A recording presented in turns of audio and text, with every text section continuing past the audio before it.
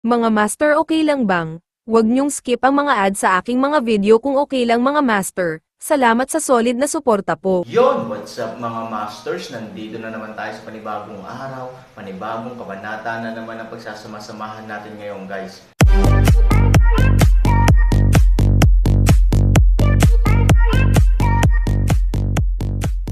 Bali mga masters, kung bago ka pa lang po sa aking YouTube channel, please click the subscribe button, lalong-lalo na po yung notification bell guys, para maging connected pa rin tayo sa isa't isa at maging updated kayo sa mga susunod ko pang video. Bali mga masters, bago natin umpisahan ng kwento ay mag-shoutout po muna tayo para sa mga solid nating tagapakinig. Shoutout kay Jay Gaton, shoutout kay Chris Abanador. Yun na nga mga masters, no? Bali hindi na ito patagalin. In 3, 2, 1, let's go! Nang makita ang gininto ang liwanag, sa wakas ay bumagal ang Aaron at malamig na ngumiti. Bakit? Ngayon handang lumabas. Akala ko magtatago ka habang buhay. Pwede bang hindi na ako lumabas? Kung hindi na ako lalabas ulit, natatakot akong sirain mo na ang sirang lugar ko. Walang pagpipilian si Bahwang Tianshu kundi ngumiti ng mapait. Next time, pwede ka bang magbago ng galaw mo? Kinikilig ka talaga. Walang wika ang 8 aklat sa kaparangan. Masakit talagang sunugin ang templo anumang oras. Malamig na ngumiti si Aaron at may panghahamak na sinabi, itong mga walang hiyang bagay na ginawa mo, huwag mong sabihing tuluyan kang nawala sa pwesto mo. Kahit magkasama kayo, hindi naman masyado. Dapat alam mo kung ano ang ginagawa mo sa likod mo. Malamig na sigaw ni Aaron. Hindi ko maintindihan ang ibig sabihin ng mga salitang ito. At magpanggap na nalilito sa akin. Malamig na sabi ni Aaron. Si Bahwang Tianshu ay walang magawa, bagamat ito ang mundong kinokontrol ko, dapat kong malaman ang lahat ng nangyayari. Ngunit dapat mo ring malaman ang isang bagay. May appointment ako sa iyo, ngunit kung nasaan ka, hindi ako nag-set up ng kahit ano, paraan para mag-eavesdrop o masubaybayan ang anumang bagay. Anong nangyari sa iyo sa Bamboo House? Paano ko malalaman? Mayroong ilang mga inosenteng paraan sa 8 mga aklat sa kaparangan. Nang marinig ito, sumimangot si Aaron. Bagamat ito ay makatwiran, sa totoo lang, hindi talaga naniwala ang Aaron. Walang ibang tao sa lugar na ito, o maliban sa taong ito, ang lahat ng iba ay kanilang sariling mga subordinate at mga kaibigan. Sa mga tuntunin ng paglilinang at kakayahan, hindi kailanman maaaring magkaroon ng sinuman na makokontrol ang mabangis na hayop ng Tianjikyonkyi. Tanging itong mapahamak na 8 wasteland na libro, ito ang kanyang teritoryo, at ganap niyang kayang kontrolin ang lahat dito. Pero sabi ko nga hindi ako yon, naniniwala ka ba? Tsaka maiintindihan ko naman kung sasabihin ng iba na ako lang ang nakakagawa dito, pero hindi dapat sinasabi sa bibig mo. Napakunot ang noo ni Aaron at nagtaka, anong ibig mong sabihin? Mas dapat mong malaman kaysa kanino man sa kanila na may mga libingan ng mga dakilang Diyos sa ilang lugar dito. Iyan ang mga tunay na Diyos ng iyong 8 mundo. Bagamat sila ay patay na, ang mga kaluluwa ng kanilang tunay na Diyos ay nakulong dito magpakailanman. Mayroon din silang kakayahang kumpletuhin ang mga operasyon na kakatawag mo lang. Bahwang Tianshu daw. Ang kaluluwa ng tunay na Diyos. Sumimangot si Aaron. Pwede mo rin silang tawagin ng ganyan, pero I usually call them another name. Ngumiti si Bahwang Tianshu. Ibang pangalan. Corruptor. Ngumiti si Bahwang Tianshu. Corruptor. Oo, yung mga napinsalang kaluluwa na nakulong sa isang lugar ay hindi makakakuha ng anumang detachment, kaya unti-unti silang nakulong dito. Sa paglipas ng panahon, ang mga maling kaluluwang ito ay sama-sama dito at may kakaibang paraan ng pag-iral. Nakita mo na sila, ngunit hindi mo talaga sila nakita. Sumimangot si Aaron. Noong una siyang dumating sa 8 kaparangan na Tianshu, bago pumasok sa tore, nakita niya ang maraming libingan ng mga tunay na Diyos, at maging ang hindi mabilang na mga patay na kaluluwa ay umaatake sa kanyang sarili, ngunit iyon ay mga patay na kaluluwa lamang. Kung ano ang nakikita, kung ano ang hindi talaga nakikita. Mukhang posible na isipin ang pagkalito ni Aaron. Ngumiti si Bahwang Tianshu at sinabi, talagang nakatira sila dito sa mas kakaibang paraan. Kung gusto mong lutisin ang kalituhan mo, pumunta ka sa kanila kaysa mawala ang galit mo sa akin. Nang marinig ito, ang 3,000 ngipin ni Han ay nagdikit at nakinig sa tono nito. Tila ang Tianjikyonkyi ay talagang hindi naiimpluwensyahan ng 8 kaparangan na tiyansyo. Ngunit ang mga multo ay naglalaro, mukhang may katuturan din ito. Tila na kung nais nating i-unlock ang nakaraan, kailangan nating magsimula sa mga patay na kaluluwang ito. Bukod dito, kung umiiral ang mga taong ito, tila makakapinsala sila sa tirahan ng Aaron at iba pa. Nasaan sila? Ihatid mo ako. Mga master, okay lang bang? Huwag niyong skip ang mga ad sa aking mga video kung okay lang mga master. Salamat sa solid na suporta po. Hehe, magme-meeting ka ba sa kanila? Tanong ng 8 aklat sa kaparangan. Ano naman iyon? Makokontrol nila ang mga kaibigan ko ngayon at ang iba bukas. Taon-taon, sino ang nakakaalam kung gaano karaming tao ang makokontrol nila? Payag ka bang maglagay ng ganitong time bomb sa paligid? Ngumiti si Bahwang Tianshu, totoo. Siyempre, ang pinakamahalaga, gusto kong malaman kung ano ang gustong sabihin ng kaibigan ko. Tumanggaw si Bahwang Tianshu, gusto ko lang ang tapat mong hitsura at hindi naglalaro ng walang laman. Nasaan sila? Kung tutusin, hindi naman sa hindi kita madadala, ngunit bagamat nabubuhay sila sa mundong ito sa ibang espesyal na anyo, sila ay tunay na mga Diyos kung tutusin. Ang tinatawag na manipis na patay na kamelyo ay mas malaki kaysa sa kabayo. Dapat mong maunawaan ang katotohanan ito. Isa pang bagay na dapat ipaalala sa iyo na mayroon silang isang malaking bilang ng mga tao, ay nilalaro sa kamay. Panipi, kung may mali, hindi babalik ang ulo mo. Saglit na nag-isip si Aaron, at ang sagot ay agad na halata. Sa oras na ito, ano pa ang dapat nating isaalang-alang? Kahit gaano pa ito kadelikado, mas ligtas iyon kaysa maging pape ng iba. Kunin mo ako, ngumiti si Bahwang Tianshu, at pagkatapos ay biglang binalot ng gininto ang liwanag ang Aaron. Sa sumunod na segundo, nadulas siya sa malayo na parang bulalakaw. Isang grupo ng mga tao ang natigilan. Nang makitang umalis si Aaron sa oras na ito, nagmadali silang pumunta sa lugar kung saan lumipad ang Aaron. Nais ding mahabol ni Ivory, ngunit tumakbo lamang ng ilang hakbang at bumagsak sa lupa. Sa oras na ito, sinabi ni Tianjek-yongki, sa iyong kasalukuyang sitwasyon, ang pananatili sa bahay ang talagang pinakamahusay na pagpipilian. Ipaubaya mo sa lalaki ang problema ng lalaki.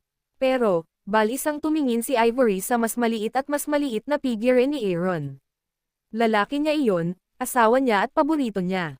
Paano siya makakapagpahinga? Hehe, wag na. Gaya nga ng sabi ko, mas malakas ang katawan ng lalaki mo kaysa sa inaakala mo.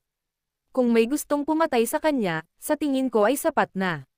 Paanong mahina ang kapatid kung mahirap at kakaiba? At saka, may tutulong dito. Pagkatapos, isang madilim na anino ang sumugod palabas ng bahay, at pagkatapos ay hinabol ang Aaron sa direksyon ng napakabilis. Bagamat ang bilis ay napakabilis na halos mahirap makitang malinaw ang figure nito, nakita pa rin ni Ivory kung sino ito nang ito ay nasa malayo. Ang masamang mata ko na natutulog sa sulok. Sa pag-atake nito, ang puso ni Ivory sa wakas ay medyo matatag. Kung tutusin, gaya ng sinabi ni Tianjek-yongki, sa tulong ng mga sinaunang mabangis na hayop tulad ng masasamang tao tay, ano ang dapat niyang alalahanin? Hoy, ngayong araw ng aso, hindi ko akalain na ako ay kasing bangis ng kanyang ina nang tinawag ko siyang kapatid noong una, ngunit ngayon ay aktibong sinusubaybayan ko ang Aaron. Umiling ang kaawa-awang kakaibang walang magawang ngiti ni Heaven. Dahan-daang tumayo si Ivory mula sa lupa, at lumapit doon si Qin Shuang. Kapag ang dalawang babae ay nagkatinginan at ngumiti sa isa't isa, ipinaliwanag nito ang lahat. Magdadala ba ako ng makakahabol? Si Qin Shuang ay natural na hindi alam ang tungkol sa kahirapan ng langit. Sa oras na ito, tinanong niya si Ivory. Nag-alinlangan si Ivory at sa wakas ay umiling, naniniwala akong magiging maayos ang Aaron. Huwag tayong mag-alala. Tumanggaw si Qin Shuang. Kung biglang lumabas si Aaron kanina, naabutan niya agad siya. Ngunit ngayon, alam niyang nasugatan at walang malay si Ivory, kaya ang unang pagpipilian ni Qin Shuang ay tumulong sa pag-aalaga kay Ivory pagkatapos umalis ng Aaron. Gayunpaman, hindi niya inaasahan na hindi lang nagising si Ivory, kundi nasa labas din ng bahay sa oras na. Ito, okay, tumango si Qin Shuang. Tumalikod at naglakad patungo sa kahoy na bahay. Malumanay na tumango si Ivory at naglakad papunta sa bamboo house. Nang madaanan niya ang pinto, huminto siya ng bahagya sa harap ng pinto at tumingin sa sinigang na nakabalot ng damit sa lupa sa malapit. Natigilan siya. Sa pagbabalik tanaw sa figurang iniwan ni Qin Shuang, mahinahong ngumiti si Ivory, ngunit may kaunting kapaitan sa kanyang kawalang interes. Aking damo, ang bilis naman nito, sa gitna ng langit, para itong bulalakaw na tumatawid sa Aaron. Sa oras na ito ay talagang kasing bilis ng bulalakaw, kahit na si Aaron, na sapat na mabilis, ay nagdalamhati na siya ay mas mababa. Nandito na tayo, ngunit nang bumaba ang boses ni Aaron, bigla niyang pinigilan ang buong katawan at tumingin sa harapan. Aaron ay ganap na natigilan. Storytelling channel sa YouTube. Malalim na gubat ang eksena sa harapan namin. Ang ilog ay yumuyuko at sumasagisag dito, tulad ng ilang natutulog na boas na nagniningning sa pilak na liwanag. Ang mga berdeng puno ay mabilis na nagsisiksikan, na nagdadala ng mas madidilim na berdeng kadiliman sa mundo. Sa itaas ng kadiliman, sa tuktok ng gubat, isang layer ng puting hangin ang bumabalot dito, na ginagawa itong napakalaki at misteryoso. Kahit na naglakbay si Aaron sa buong mundo, nabigla pa rin siya sa kalawakan at kalaliman nito sa oras na ito, at kinailangan niyang ipagdaho ang Ghost Axe at banal na kapangyarihan ng kalikasan. Gayunpaman, pagkatapos ng kaunting tandang, lumingon si Aaron at nagtaka, kung tama ang pagkakaalala ko, hindi ba dapat nasa lugar na ito ang mga libingan ng mga dakilang Diyos? Aaron ay naroon pagkatapos ng lahat. Malinaw niyang naalala na kung tutuusin ay hindi naman kalayuan ang sementeryo sa kanyang kinalalagyan ngayon, at ang pinakamahalaga ay hindi tama ang direksyon. Ang kasalukuyang direksyon ay ganap na salungat sa nauna. Nagdulot ito ng labis na pagkalito sa Aaron. Saan ito? Ito ang Sun Moon Bay. Ngumiti si Bawang Tianshu. Sun Moon Bay. Pagtingin sa paligid, may ilog nga sa paliko-liko ng gubat. Ang intersection ay parang araw, at ang paikot-ikot sa kabilang dulo ay parang buwan sa langit. Ang pangalan na ito ay higit pa o hindi gaanong naaayon sa sitwasyon dito. Oo, syempre, maaari mo ring tawaging lupain ng mga Diyos. Ang lupain ng mga Diyos. Sumimangot si Aaron, hindi ba dapat nandoon ang sementeryo kung saan nakalibing ang mga Diyos? Niyayanig mo ba ako? Hehe, I never cheat people. Tsaka sino ba ang naglalakas ng loob na lokohin ka, Aaron? Kung malungkot ka ulit at sirain ako, sinong kakausapin ko? Oo, ang huling libingan ng lahat ng tunay na Diyos na namatay dito ay kabilang sa gilid na iyon at nakalibing sa lugar na iyon, ngunit doon lang ang kanilang mga buto. Pagkatapos ng mga taong iyon ay namatay, sila ay nagkaroon ng matinding hinaing. Sinubukan nilang makatakas dito at bumalik sa kanilang mundo. Sa 8 kaparangan na mundo, ang araw ay sumikat sa direksyong ito, kaya't ang kanilang mga kaaway ay sinubukang tumakas sa direksyong ito. Ngunit nakaharang ang Sun Moon Lake sa kanilang daanan. Ang Sun Moon Lake ay isa sa mga hangganan ng 8 kaparangan. Tanong ni Aaron. Sa madaling sabi, ang libro ay makukulong sa gubat ng mahabang panahon. Tatawa sila at lulutasin ang kanilang mga problema. Sa madaling salita, makukulong sila sa gubat ng mahabang panahon. Hindi sila makaalis dito, kaya inipon nila ang kanilang sama ng loob, sumugod sa gubat, hinaranggan ang araw, at nakaligtas. Ang ibig mo bang sabihin ay ang mga puting chi na ito ay ang hinanakit ng kanilang mga kaluluwang nagkasala? Hindi itinanggi ni Bawang Tianshu, tama iyan. Tutulungan kita. Pagpasok mo sa gubat, haharangan ko ang masamang espiritu sa sama ng loob mo para matiyak mong ligtas kang makakarating sa gubat.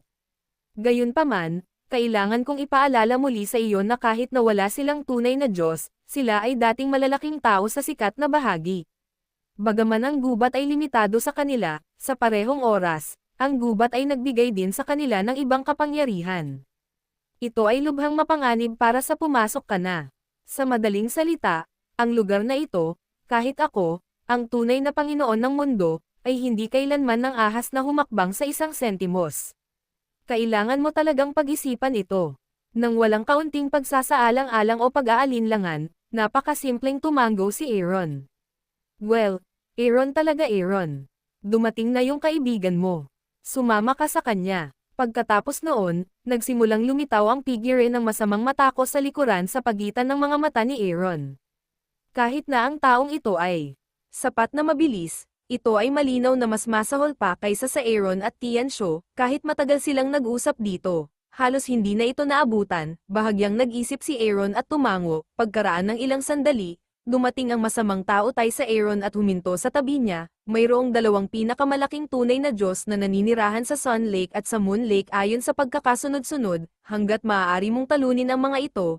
Ang gubat ay ganap na mawawala, syempre. Ang pananalita ng iyong kaibigan ay pinaghihigpitan at dapat ding alisin, syempre. Kung talagang natalo ka, makakahanap ka ng paraan para makaalis sa gubat. Gaya nga ng sabi ko, hindi sila makakaalis sa gubat. Pero kung may kakayahan ka lang na makalabas, pagkatapos, ang gininto ang liwanag ng 8 Wastelands book ay bomb-alot sa isang tao at isang hayop, at mabilis na lumipad patungo sa gubat sa harap. Yun na nga mga masters, no? Bali panibagong kabanata na naman yung natapos natin ngayong gabi. Muli, maraming salamat po talaga sa walang sawang suporta po sa aking YouTube channel na talagang inaabangan nyo po ang bawat upload ko po. Bali mga masters, magkita-kita ulit po tayo bukas ng gabi at ngayon po ay magpapaalam po muna tayo. Bali mga masters, bye-bye!